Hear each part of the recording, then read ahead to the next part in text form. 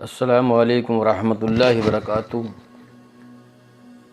ہمارا channel all rounder Rajput subscribe کریں، like کریں، شیئر کریں۔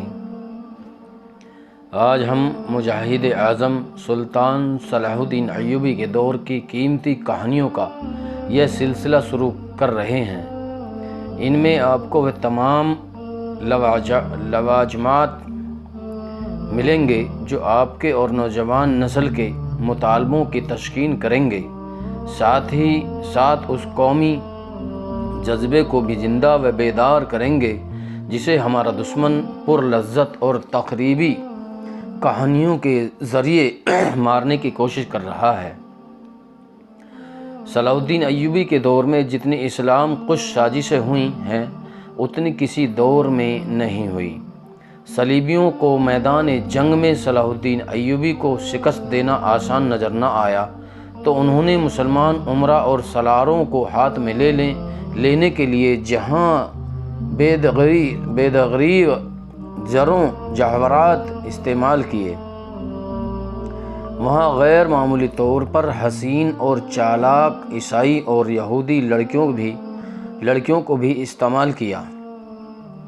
اس کے ساتھ ہی مسلمانوں کی نوجوان نسل کی کردار کشی کے نہایت دلکش ذرائع اختیار کیے۔ انہوں نے حسن بن صاحب کے پیشور قاتلوں کو بھی استعمال کیا۔ اس دور کا دشمن آج بھی ہمارا دشمن ہے اور ابھی تک وہی پر لذت حرب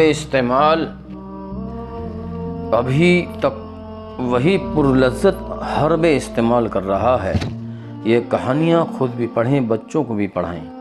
اگر آپ سچے دل سے فحش اوریاں محجب الاخلاق کہانیوں سے اپنے بچوں کو محفوظ کرنا چاہتے ہیں تو یہ جو کہانی ہے، یہ جو ویڈیو ہے، آڈیو ہے، سب سنیں۔ آج پھر تاریخ اپنے آپ کو دہرا رہی ہے اور صلاح الدین ایوبی کو پکار رہی ہے۔ قاہرہ میں بغاوت اور سلطان صلاح الدین ایوبی۔ فلسطین سبھی صلیبیوں کے پاؤں تلے کر رہا تھا۔ یروشلم صلیب پر لٹکا ہوا تھا۔ اس مقدس شہر سے خون رس رہا تھا۔ وہاں کے مسلمان جو صلیبیوں کے ظالمانہ استبداد کے شکنجے میں آئے ہوئے تھے، پس رہے تھے، تڑپ رہے تھے اور صلاح الدین ایوبی کا انتظار کر رہے تھے۔ ان تک یہ اطلاعیں پہنچ چکی تھیں کہ سلطان صلاح الدین ایوبی فلسطین کی سرزمین میں داخل ہو چکا ہے اور سبق کا قلعہ مسلمانوں کے قبضے میں ہے۔ یہ ان کے لیے خوشخبری تھی، مگر یہ خوشخبری پیغام ازل ثابت ہوئی۔ صلیبیوں نے سبق کی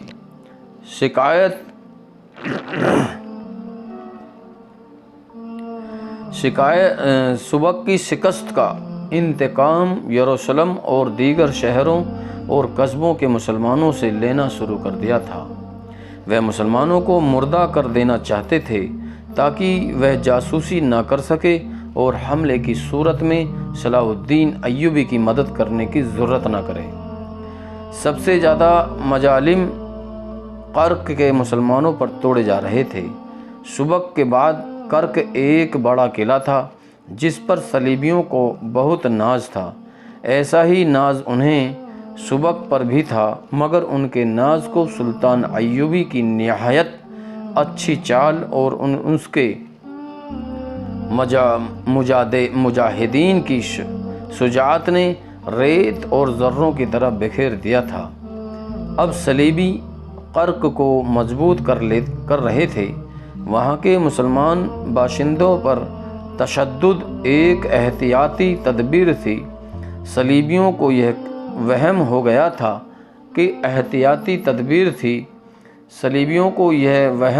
تھا کہ اس مسلمان جاسوسی کرتے ہیں، چنانچہ یہاں بھی انہوں نے سبق کی طرح مشتبہ مسلمانوں کو بیغار کیمپ میں پھینکنا شروع کر دیا تھا۔ فلسطین کی فتح ہمارا ایک عظیم مقصد ہے، مگر کرک سے مسلمانوں کو نکالنا اس سے بھی عظیم تر مقصد ہونا چاہیے۔ جاسوسوں کے ایک گروہ کا سربراہ سلطان ایوبی کو بتا رہا تھا۔ وہ طلعت چنگیز نام کا ایک ترک تھا جو 6 جاسوسوں کو سبک سے آگے بھاگے ہوئے عیسائی کاسندوں کے بحروپ میں کرک لے گیا تھا۔ وہ 3 مہینوں کے بعد واپس آیا تھا۔ سلطان ایوبی کو علی بن سفیان کی موجودگی میں وہاں کے حالات بتا رہا تھا۔ صلیبی فوج جو بھاگ کر کرک پہنچی تھی، اس کے متعلق اس نے بتایا کہ خاصی بری حالت میں ہیں اور فوری طور پر لڑنے کے قابل نہیں۔ اس ہاری ہوئی فوج نے کرک میں جاتے ہی مسلمانوں کا جینا حرام کر دیا۔ اندھا دھند گرفتاریاں شروع ہو گئیں۔ مسلمان عورتوں نے باہر نکلنا چھوڑ دیا۔ جہاں کسی مسلمان پر ذرا سا شک ہوتا ہے اسے پکڑ کر بیغار کیمپ میں لے جاتے ہیں، جہاں انسان ایسا بے حشی بن جاتا ہے جو بول نہیں سکتا۔ صبح کے اندھیرے سے رات کے اندھیرے تک کام کرتا، سوکھی روٹی اور پانی پر زندہ رہتا ہے۔ ہم نے وہاں زمین دوز مہم چلائی ہے کہ جتنے مسلمان جوان ہیں یا لڑنے کی عمر میں ہیں وہ یہاں سے نکل کر سبک پہنچیں اور فوج میں بھرتی ہو جائیں تاکہ کمک کا انتظار کیے بغیر کرک پر حملہ کیا جا سکے۔ چنگیز ترک نے کہا، ہماری موجودگی میں کچھ لوگ وہاں سے نکل آئے تھے، لیکن یہ کام ایک تو اس لیے مشکل ہے کہ ہر طرف صلیبی فوج پھیلی ہوئی ہے، اور دوسری مشکل یہ ہے کہ اپنے کنبوں خوبصورت عورتوں کو وہ عیسائیوں کے رحم و کرم پر چھوڑ کر نہیں آ سکتے۔ فوری ضرورت یہ ہے کہ کرک پر حملہ کیا جائے اور مسلمانوں کو نجات دلائی جائے۔ اس سے پہلے ایک اور جاسوس یہ اطلاع دے چکا تھا کہ صلیبیوں کی اسکیم اب یہ ہے کہ سلطان صلاح الدین ایوبی اب کرک کا محاصرہ کرے گا تو صلیبیوں کی ایک فوج جو ایک صلیبی حکمران ریمانڈ کے زیر کمان ہیں عقب سے حملہ کرے گی۔ سلطان ایوبی نے پہلے ہی اپنے فوجی سربراہوں سے کہہ دیا تھا کہ صلیبی عقب سے حملہ کریں گے۔ اس صورتحال کے لیے اسے زیادہ فوج کی ضرورت تھی۔ اس نے چنگیز کو رخصت کر کے علی بن سفیان سے کہا، جذبات کا تقاضا یہ ہے کہ ہمیں فوراً کرک پر حملہ کر دینا چاہیے۔ میں اچھی طرح اندازہ کر سکتا ہوں کہ وہاں کے مسلمان کس جہنم میں پڑے ہوئے ہیں، لیکن حقائق کا تقاضا یہ ہے کہ اپنی صفوں کو مستحکم کیے بغیر آگے ایک قدم نہ اٹھاؤ۔ ضرب اس وقت لگاؤ جب تمہیں یقین ہو کہ کاری ہوگی۔ ہم ان عورتوں اور بچوں کو نہیں بھول سکتے جو دشمن کے ہاتھوں ذلیل و خوار اور قتل ہوئے ہیں۔ یہ ہمارے غمنام شہید ہیں، یہ قوم کی عظیم قربانی ہے۔ میں انہی کی آبرو اور انہی کے وقار کے لیے فلسطین لینا چاہتا ہوں۔ اگر میرا مقصد یہ نہ ہو تو جنگ کا مقصد ڈاکہ اور لوٹ مار رہ جاتا ہے۔ وہ قوم جو اپنی ان بچوں کو بھول جائے جو دشمن کے استبداد میں ذلیل و خوار اور قتل ہوئے، وہ قوم ڈاکوؤں اور رہزنوں کا گروہ بن جاتی ہے۔ اس قوم کے افراد دشمن سے انتقام لینے کی بجائے ایک دوسرے کو لوٹنے ایک دوسرے کو دھوکے اور فریب دیتے ہیں۔ ان کے حاکم قوم کو لوٹتے اور عیش و عشرت کرتے ہیں، اور جب دشمن انہیں کمزور پا کر ان کے سر پر آ جاتا ہے تو کھوکھلے نعرے لگا کر قوم کو بیوقوف بناتے ہیں۔ دشمن کے ساتھ در پردہ सौदा बाजी करते हैं। वे अपने मुल्क का कुछ हिस्सा और उस हिस्से की आबादी नहायत राजदाराना तरीके से दुश्मन के हवाले करके बाकी मुल्क में अपनी हुक्मरानी कायम रखते हैं। फिर वह और ज़्यादा ऐश और लूट खसोट करते हैं, क्योंकि वे जानते हैं कि दुश्मन उन्हें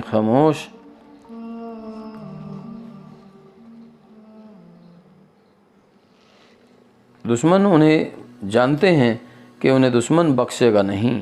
यह ऐश चंद रोज़ा है, लिहाजा कौम की रगों से खून का आखिरी कतरा भी जल्दी जल्दी निचोड़ लो।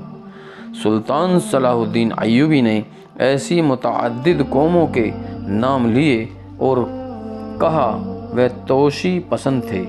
उनके सामने इसके सिवा कोई मकसद न था कि सारी दुनिया पर बादशाही करे और दुनिया भी की दौलत समेट कर अपने कदमों में ढेर लगा ले। उन्होंने दूसरी कौमों की असमत दरी और उनकी अपनी बेटियां और बहनें दूसरों के हाथों बेआबरू हुईं। उन कौमों के हुक्मरान पराई ज़मीन पर हलाक हुए और उनका नामो निशान किसने मिटाया। उन कौमों ने जो गैरतमंद थी और जिन्हें एहसास था कि उनकी ज़मीन को और उनकी असमत को दुश्मन ने नापाक किया है और उसका इंतकाम लेना है। हम भी हमलावर हैं, सलीबी भी हमलावर हैं, लेकिन हम में फ़र्क है वह दूर दराज मुल्कों से हमारे मजहब का नामो निशान मिटाने आए हैं। वह इसलिए आए हैं कि मुसलमान औरतों को अपनी गिरफ्त में लेकर उनके बदन से सलीबी पैदा करें। हम उनकी आबरू के दिफा के लिए हमलावर हुए हैं। अगर हम कुफ़ार के तूफ़ान को न रोकेंगे तो हम बेगैरत हैं और हम मुसलमान नहीं। और अगर इस्लाम का दिफा इस अंदाज से करें कि दुश्मन के इंतज़ार में घर बैठे रहें और जब वह हमलावर हो तो अपने घर में उसके ख़िलाफ़ लड़ें और फिर फ़क्र से कहें कि हमने दुश्मन का हमला पसपा कर दिया है, तो यह सबूत है हमारी बुज़दली का। दिफा का तरीका यह होता है कि दुश्मन तुम्हें मारने के लिए नियाम से तलवार निकालने लगे तो तुम्हारी तलवार उसकी गर्दन काट चुकी हो। वह कल हमले के लिए आने वाला हो तो आज उस पर हमला कर दो। मेरे पास इसका एक ही इलाज है कि मोहतरम नसरुद्दीन जंगी से कुमक मांगी जाए। अली बिन सुफियान ने कहा और कर्क पर हमला कर दिया जाए, यह भी नुकसानदेह होगा। सुल्तान सलाहुद्दीन अय्यूबी ने कहा जंगी के पास इतनी फ़ौज मौजूद रहनी चाहिए कि सलीबी हमारे अकब पर हमला करे तो जंगी उनके अकब पर हमला कर सके। मैं मदद मांगने का कायल नहीं, इसकी बजाय मैं यह भी कर सकता हूँ कि कर्क में छापामार दस्ते भेजकर सलीबियों का जीना हराम किया जाए, जीना हराम कर रखूं। मुझे उम्मीद है कि हमारे जासूस छापा मार सलीबियों की जड़ें चूहों की तरह काटते रहेंगे, मगर इसकी सज़ा वहाँ के बेगुनाह मुसलमान बाशिंदों को मिलेगी। छापा मार तो अपना काम करके इधर उधर हो जाएंगे, वे हर किस्म की सख्ती और मुसीबत झेल सकते हैं। हमारे निहत्ते बहन भाई कुचले जाएंगे। अलबत्ता इस तजवीज़ पर गौर करो कि वहाँ से मुसलमान कुनबों को निकालने का कोई खुफिया इंतज़ाम किया जाए। हमले में कुछ वक्त लगेगा। हमें खासी भर्ती मिल गई है। कर्क के जवान भी आ गए हैं और आ रहे हैं। मैं महसूस करने लगा हूँ कि हमें यहाँ के मुसलमान बासिंदों के बारे में अपनी पॉलिसी में तब्दीली करनी पड़ेगी। सलीबियों के महकामा जासूसी और सुराग रसानी के सरबराह हरमन ने कहा कि किला कर्क में चंद एक सलीबी बादशाह, उनके फ़ौजी कमांडर और इंतजामिया के हुक्मरान जमा थे, जो जूं जूं अपनी हारी हुई फ़ौज को देख रहे थे, उनकी अकल पर गुस्सा और इंतकाम गालिब आता जा रहा था। वो शिकस्त को बहुत जल्दी फतह में बदलना चाहते थे।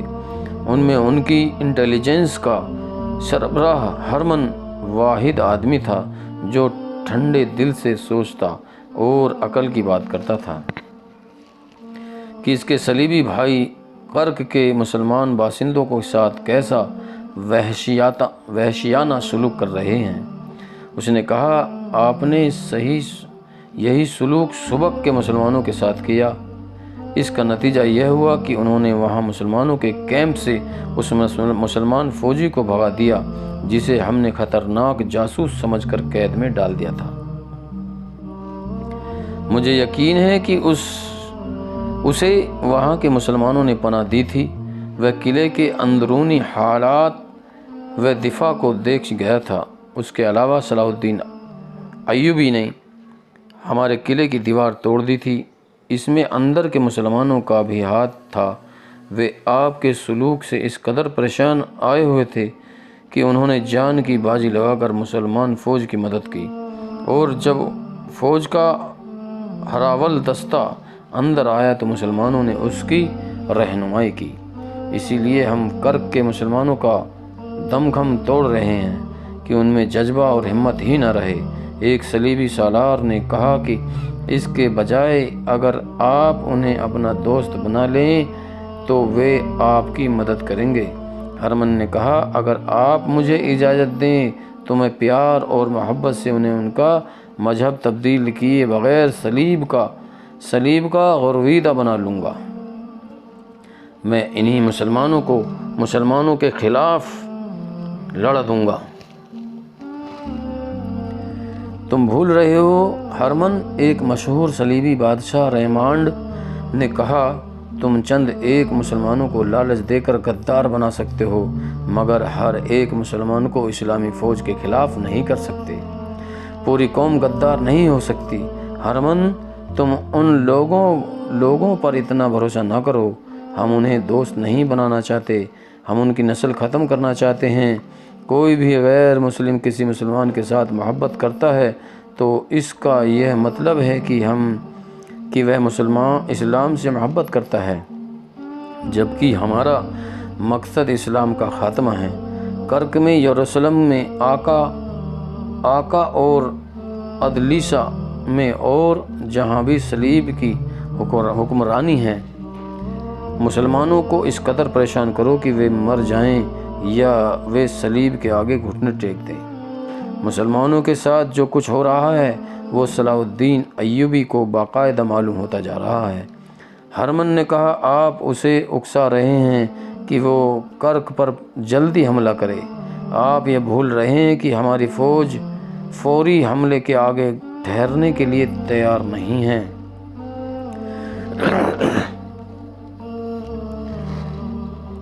اس کا حل یہ نہیں ہے کہ ہم مسلمان باشندوں کو سر پر بیٹھا لیں۔ فلپ گانگسٹس نے کہا، آپ لوگ مسلمان جنگی قیدیوں کو ابھی تک پال رہے ہیں، انہیں قتل کیوں نہیں کر دیتے؟ اس لیے کہ ایوبی ہمارے قیدیوں کو قتل کر دے گا۔ گے آف لوجنیان نے جواب دیا، ہمارے پاس مسلمانوں کے کل 361 قیدی ہیں، مسلمانوں کے پاس ہمارے 1275 قیدی ہیں۔ کیا ہم ایک مسلمان کو مارنے کے لیے 4 صلیبی نہیں مروا سکتے؟ آگسٹن نے کہا، ہمارے وہ قیدی جو صلاح الدین ایوبی کے پاس ہیں بزدل تھے، وہ لڑنے کے بجائے قید ہوئے، وہ زندہ رہنا چاہتے تھے تو مسلمانوں کے ہاتھوں مر جائیں تو اچھا ہے۔ تم اطمینان سے مسلمان قیدیوں کو ختم کر دو۔ دوستو، اگلا پارٹ ہم دوسری کڑی میں سنائیں گے۔ ہمارا channel all rounder Rajput subscribe کریں، شیئر کریں۔ آگے کی پارٹ سننے کے لیے آپ ہمارا چینل ضرور سبسکرائب کریں۔